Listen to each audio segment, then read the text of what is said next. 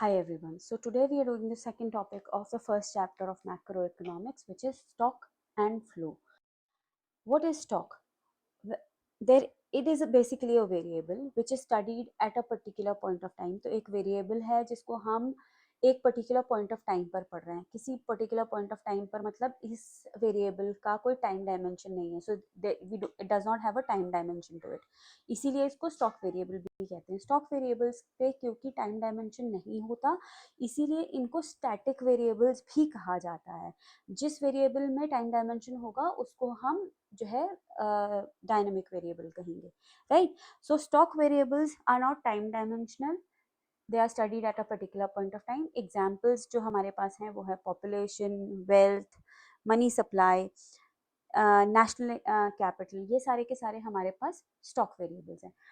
या Mrs x के account में आज कितने रुपए पड़े थे, मेरे अकाउंट, मेरे पास आज पर्स में कितने रुपए पड़े हैं, मेरे पास आज पर्स में जो रुपए पड़े हैं, that is stock variable. So ये सारे हमारे पास स्टॉक वेरिएबल्स हैं. Next is flow variable. क्या है? What is a flow variable? When a variable is measured और studied over a period of time. तो हम एक टाइम पीरियड को कंसिडर कर रहे हैं. ये टाइम पीरियड कुछ घंटे हो सकते हैं, ये टाइम पीरियड एक दिन हो सकता है, ये टाइम पीरियड एक वीक हो सकता है, एक मंथ हो सकता है, कुछ मंथ्स हो सकते हैं, 1 ईयर हो सकता है, 10 ईयर्स हो सकते हैं. सो टाइम बेसिकली फ्लो वेरिएबल एक लंबा टाइम डायमेंशन के साथ आता है, लंबे या छोटे टाइम डायमेंशन के साथ.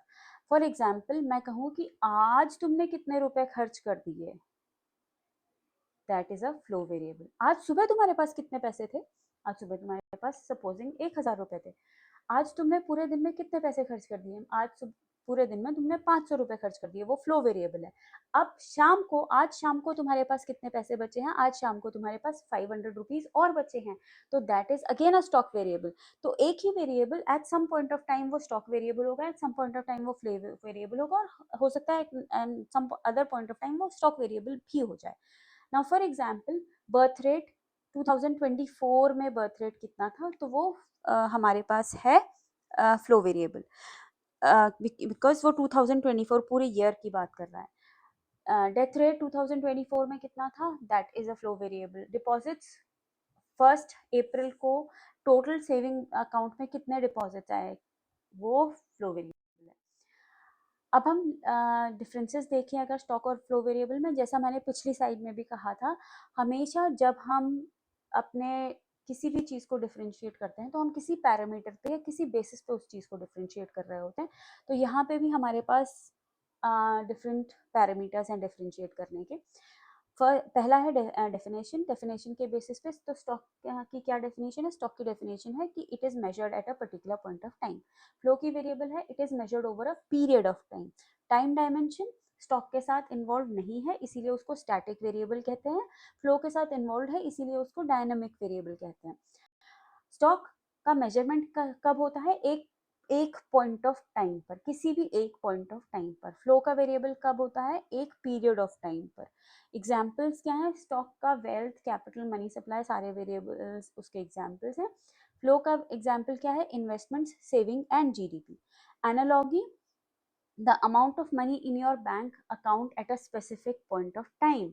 ये एनालॉगी है. क्या कैसे डिफाइन कर सकते हो आप उसको, राइट? फ्लो को हम कैसे डिफाइन कर सकते हैं? Amount of money deposited in the bank on a day, किसी एक दिन में. ठीक है.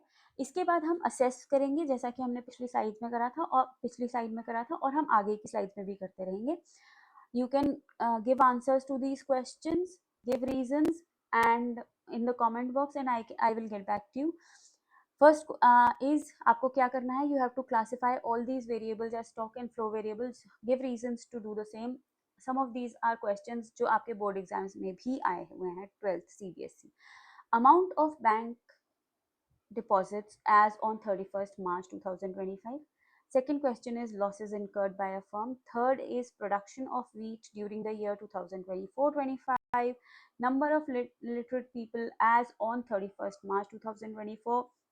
National income of Indian economy during the year 2024-25. That's all for today.